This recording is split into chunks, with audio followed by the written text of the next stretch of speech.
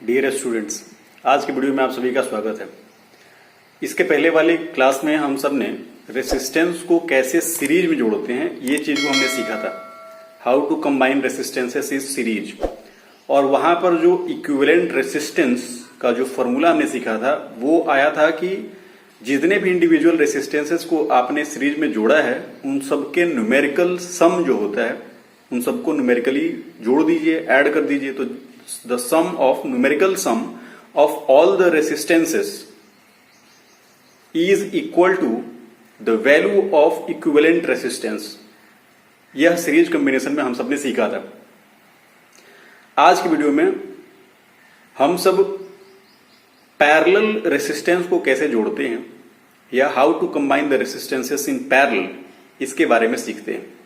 तो चलिए फिर आज सीखते हैं कि रेसिस्टेंस को, जब बहुत सारे रेसिस्टेंसेस को एक साथ कैसे पैरेलली कंबाइन किया जाए, पैरेलल कॉम्बिनेशन ऑफ रेसिस्टेंस क्या होता है और how to combine resistances in parallel, ये चीज समझते हैं। देखिए, सबसे पहले इसका डिफिनीशन, अगर दो या दो से ज्यादा रेसिस्टेंसेस को दो पॉइंट पे एक साथ जोड़ दिया जाए तो वो क्या कहलाएगा? Parallel combination. Two or more resistances are connected between the same two points so they are said to be connected in parallel। कैसे, जरा समझिए। देखिए, यहां पर कुछ रेसिस्टेंस है और रेसिस्टेंस के जो दो टर्मिनल्स हैं उनमें से एक टर्मिनल को एक तरफ जोड़ दिया, दूसरे टर्मिनल को दूसरी तरफ जोड़ दिया। इस तरीके से जब आप जोड़ेंगे और फिर वो उसको किसी सर्किट में, मतलब आप वोल्टेज लगा दीजिए, वोल्टमीटर लगाइए, मीटर लगाइए, स्विच लगाइए, कंप्लीट सर्किट तैयार कर दीजिए। लेकिन जो रेसिस्टेंसेस हैं उनको आपने किस तरीके से जोड़ा? उनके एक टर्मिनल को एक तरफ, दूसरे सारे टर्मिनल को एक तरफ। ठीक है, तो ये जो कॉम्बिनेशन होगा वो क्या कहलाएगा? Parallel combination. आपके सामने फिगर लगा हुआ है, आप इस फिगर को देखिए कि व्हाट इज पैरेलल कॉम्बिनेशन, कैसे रेसिस्टेंसेस को पैरेलल कॉम्बिनेशन में जोड़ेंगे। ठीक है, आप ये भी देखिए, ये भी पैरेलल कॉम्बिनेशन। यहां पर तीन रेसिस्टेंसेस को कैसे जोड़ा गया है? पैरेलली। पैरेलल का मतलब उनका एक टर्मिनल एक तरफ, दूसरा टर्मिनल दूसरी तरफ। ठीक है, ये पैरेलल कॉम्बिनेशन होता है। जरा एक बात को समझ लेते हैं, जब आप किसी पैरेलल कॉम्बिनेशन में आप जब वोल्टेज लगाएंगे, मतलब पोटेंशियल लगाएंगे, बैटरी लगाएंगे, तो वह जो करंट देगा वह करंट उस नोड के पास पहुंचकर, व्हाट इज नोड? नोड मतलब जहां पे आपने सारे रेसिस्टेंसेस को कंबाइन किया है वो नोड कहलाएगा। तो जब उस नोड के पास, अगर इस फिगर में आप देखें तो एक्स और वाई दोनों क्या है? टू नोड्स हैं। तो जब आई का करंट उस नोड के पास पहुंचेगा तो वहां पर उसके पास तीन ऑप्शंस हैं, मतलब जितने रेसिस्टेंस आपने जुड़े हैं वो सब उसके पास एक रास्ता है उस रास्ते से गुजरने का। ठीक है, तो इसका मतलब ये हो गया कि पैरेलल कॉम्बिनेशन में जो करंट होगा उसका क्या होगा? डिवीजन होगा। ठीक है, मतलब पैरेलल कॉम्बिनेशन में करंट क्या होता है? डिवाइड होता है। ये बात आपको समझ में आ रहा है कि नहीं?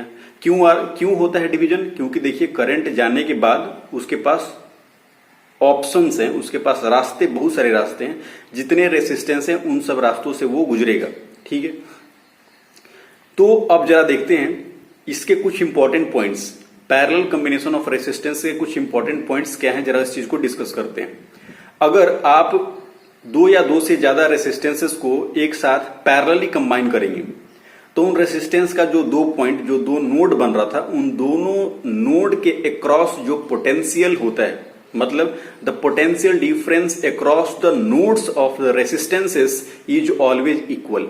वो हमेशा जो पोटेंशियल डिफरेंस होगा वो क्या होगा? इक्वल होगा। अगर आप दो या दो से ज्यादा रेसिस्टेंसेस को पैरेलल जोड़ते हैं, ठीक है, तो उन सबके थ्रू जो करंट पास करेगा, the current passes through these resistances, उन सबके साथ जो करंट पास करेगा उन सारे करंट को सम करेंगे तो वही उस सर्किट का टोटल करंट होगा। ठीक है, मतलब करंट का डिवीजन होता है। तीसरी बात इसमें यह है कि अगर आप रेसिस्टेंसेस को पैरेलल जोड़ते हैं तो जो रिजल्टेंट आएगा, मतलब जो उसका इफेक्ट होगा, वो उन सारे रेसिस्टेंसेस को जिसको आपने जोड़ा है उससे कम हो जाता है। ठीक है, मतलब equivalent resistance is always less than the individual resistances add in parallel combination. ठीक है, या individual resistances which take parts in parallel combination, उन सारे रेसिस्टेंसेस की जो वैल्यू होगी उससे भी कम वैल्यू होगा किसका? उसका जो इक्विवेलेंट रेसिस्टेंस आएगा उसका।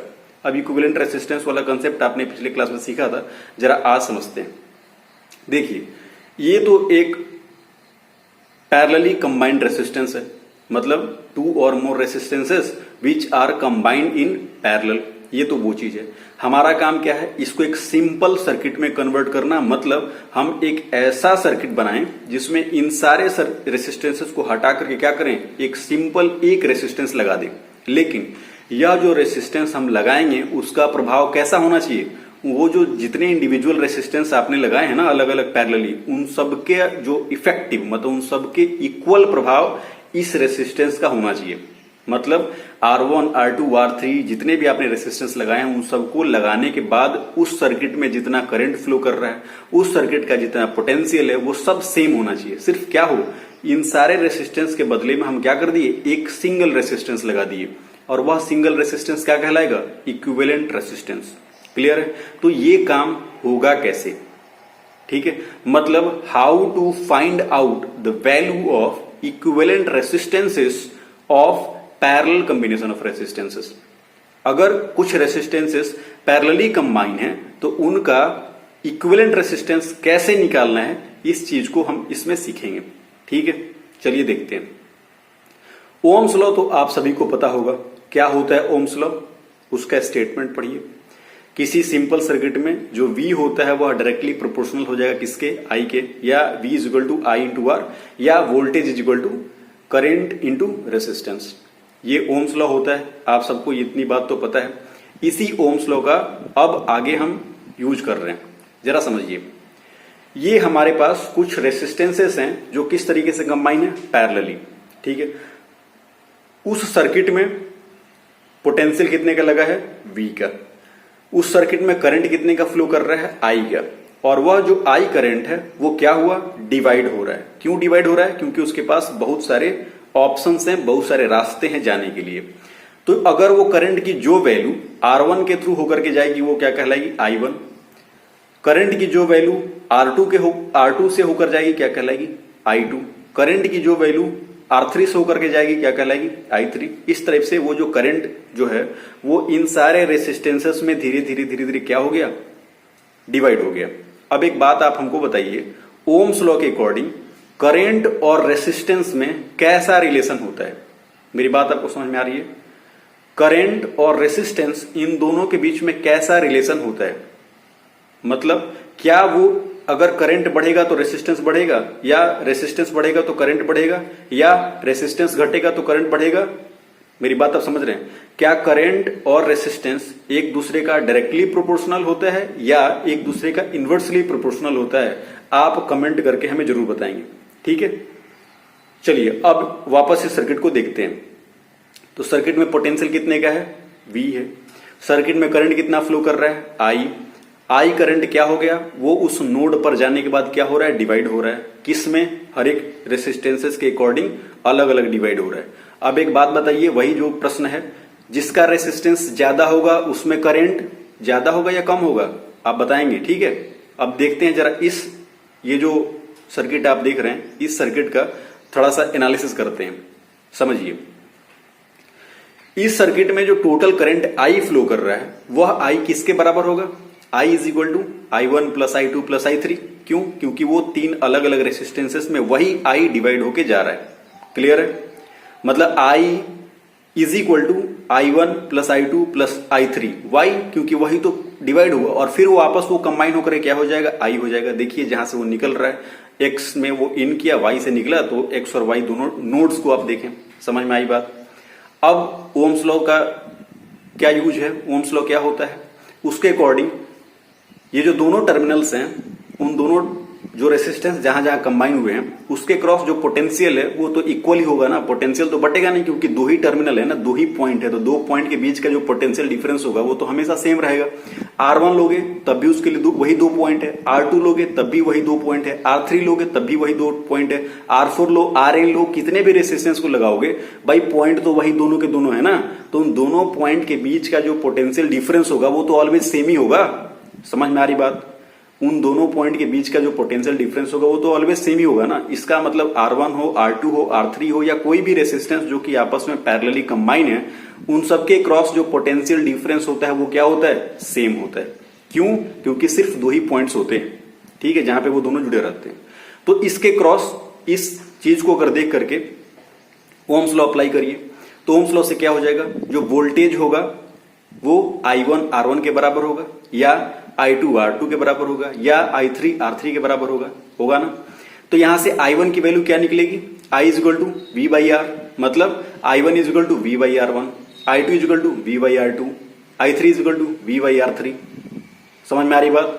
तो सबका I1 I2 I3 तीनों की अलग अलग वैल्यू आ गई। अब इन तीनों को जरा कंबाइन करते हैं तो I इज इक्वल टू क्या था, देखिए उधर बगल में I is equal to I1 plus I2 plus I3। अब I1 की वैल्यू कितनी आई, V बाई R1, I2 कितना आया V बाई R2, I3 कितना आया V बाई R3।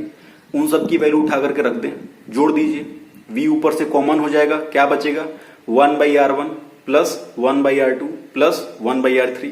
समझ में आ रही बात कि नहीं। अब जरा समझें, ये हमारा कौन सा सर्किट था, इक्विवेलेंट सर्किट। हमारा काम क्या था, वो जो बड़ा वाला सर्किट है उसको इस सर्किट में कन्वर्ट करना। तो इस सर्किट का जरा एनालिसिस कर लें, ओम्स लॉ लगा दीजिए।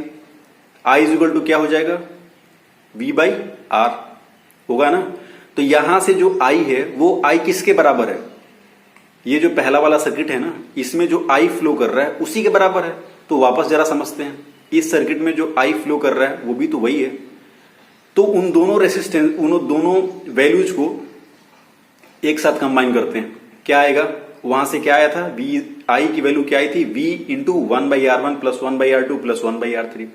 और इस वाले से क्या आया, I is equal to V by R equivalent. दोनों तो एक ही वैल्यू है तो V से V कैंसिल हो जाएगा, क्या बचेगा, तो 1 by R equivalent is equal to 1 by R1 plus 1 by R2 plus 1 by R3। समझ में आ गई बात। मतलब जो इक्विवेलेंट रेसिस्टेंस है उसकी वैल्यू तो निकल गई ना, 1 by R is equal to 1 by R1 plus 1 by R2 plus 1 by R3। समझ में आ रही है बात। इसका मतलब कि अगर रेसिस्टेंसेस को पैरेलली कंबाइन करेंगे, if we combine the resistances in parallel then reciprocal का मतलब 1 by something, then reciprocal of equivalent resistance is equal to the sum of reciprocal of individual resistances। Equivalent resistance का reciprocal और बाकी सारे जो individuals लगे हुए थे पैरेलली, उन सब का रेसिप्रोकल करके आपस में ऐड कर दोगे, किसके बराबर आएगा, इक्विवेलेंट के रेसिप्रोकल के। मतलब 1 by R equivalent is equal to 1 by R1 plus 1 by R2 plus 1 by R3 dash dash, जितने भी रेसिस्टेंस आप लगाए रहेंगे सबका रेसिप्रोकल होके ऐड होता है। ठीक है, आप ये बात समझ रहे हैं कि नहीं समझ रहे हैं। ठीक है, इसको आप आराम से देखें और 1 बाई 1 चीजों को समझें। नहीं समझ में आया हमसे जरूर पूछिए। अब यहां पर मैंने कुछ क्वेश्चंस दिए हैं, आप जरा इसको समझिए कि कैसे ये सॉल्व होगा। इसमें सीरीज और पैरेलल दोनों कंसेप्ट को एक साथ ऐड किया गया, एक साथ जोड़ा गया। जरा समझ लीजिए, जो चीजें आपको सीरीज में दिख रही होंगी, अगर एकदम लेफ्ट साइड, एकदम इसके साइड से शुरू करें, किनारे से, R6 और R7 को देखें। R6 और R7 दोनों आपस में कैसे हैं, सीरीज में। कितने के हैं, 2 और 2, तो सीरीज में क्या होगा, 4 का हो जाएगा। तो R6 और R7 दोनों मिलकर के 4 ओम का रेसिस्टेंस देंगे। ठीक है, अब वो 4 ओम R5 के साथ क्या होगा, पैरेलल, तो कैसे ऐड होगा, 1 बाई 4 प्लस 1 बाई 4 होगा ना। 1 बाई 4 प्लस 1 बाई 4 कितना आएगा, 2 बाई 4, मतलब 1 बाई 2। उल्टा कर देंगे, कितना आएगा, 2 का, क्योंकि वो तो रेसिप्रोकल आता है। तो जरा आप इस जो भी न्यूमेरिकल, जो भी प्रॉब्लम्स यहाँ पे दिए गए हैं, जरा आप इसको एक बार सॉल्व करें। हो रहा है नहीं हो रहा, आप हमको जरूर बताएं कि हो रहा है या नहीं हो रहा है, कमेंट करके बताएं। ठीक है, ये अलग एक सर्किट है, आप ये पैरेलल और सीरीज दोनों कंबाइन है, जरा इसको भी आप देखें। ये एक अलग है, ये भी पैरेलल और सीरीज दोनों आपस में कंबाइन सर्किट है, मिक्स सर्किट है। आप इन तीनों को सॉल्व करें। ठीक है, इसके अलावा आपके पास जो भी न्यूमेरिकल्स हैं, जो भी सर्किट हैं सीरीज और पैरेलल कॉम्बिनेशन से जुड़े हुए, आप उन सबको सॉल्व करें। हो रहा है नहीं हो रहा है, आप जरूर हमें बताएं। ठीक है, अगला जो हमारा टॉपिक होगा वो heating effect of electric current होगा। तो अगले वीडियो में हम heating effect of electric current या जूल्स लॉ ऑफ हीटिंग क्या है इसके बारे में समझेंगे, पावर क्या है इसके बारे में समझेंगे, इलेक्ट्रिकल यूनिट क्या होता है इसके बारे में समझेंगे। तो आप इस चीज को देखते रहें, समझते रहें, न्यूमेरिकल्स को सॉल्व करते रहें, प्रश्नों को सॉल्व करते रहें। कोई भी दिक्कत है तो आप जरूर हमसे संपर्क करें, कमेंट करें, मैसेज करें। ठीक है, थैंक यू सो मच। अब हम मिलते हैं नेक्स्ट वीडियो में heating effect of electric current के साथ। ठीक है। तो नेक्स्ट वीडियो मिलते हैं heating effect of electric current के साथ। Thank you so much. आप इस सारे वीडियो को जरूर देखें, कोई भी दिक्कत हो तो आप हमें जरूर मैसेज करें।